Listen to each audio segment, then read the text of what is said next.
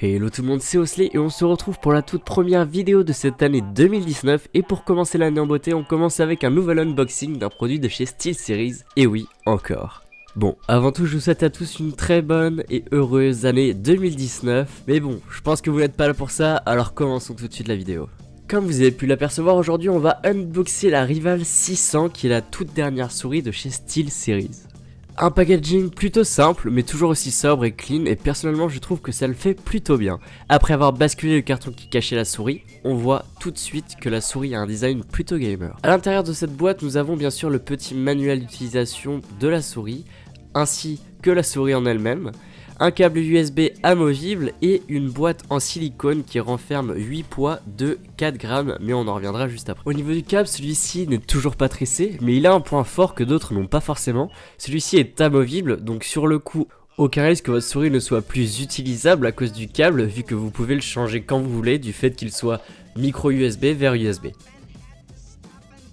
Je fais un petit tour rapide sur la souris. Alors au niveau du design, très sobre, voilà, couleur noire, mat. Au niveau de la prise en main, très agréable, voilà, c'était un petit tour rapide, on en reparle après.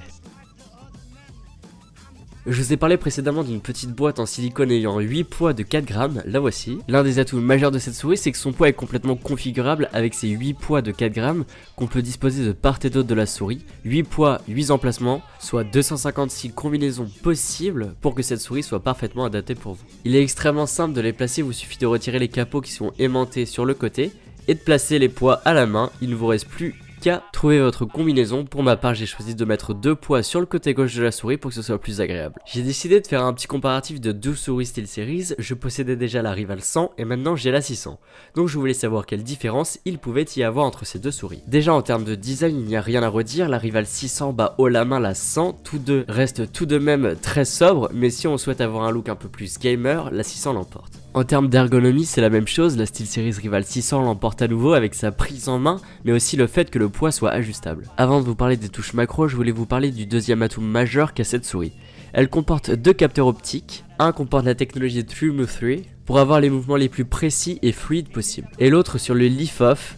C'est en gros un capteur qui permet de stopper le tracking quand on soulève la souris, même quand c'est une hauteur très basse, et ça permet de gagner en précision. Maintenant on va passer au macro et au DPI. Donc cette souris comporte 4 touches, dont 3 macros et celle pour changer le DPI, qui lui va de 100 à 12 000 DPI. Donc voilà, je pense qu'il est temps de voir ce que donne tout ce setup dans le noir. Cette fois-ci j'ai essayé de faire un peu plus attention. Certes, il se pourrait qu'on ne puisse pas très bien distinguer la souris à certains moments, mais la qualité est déjà un peu plus présente.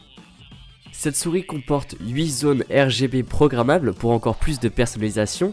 Comme tous les produits SteelSeries, il est possible de les synchroniser entre eux, ce qui donne un effet plutôt sympa, comme vous avez pu le remarquer. Mon setup comporte pas mal de changements, un gros arrivera bientôt sur la chaîne, donc je pense que vous vous en doutez un peu, une vidéo setup s'impose dans les semaines à venir.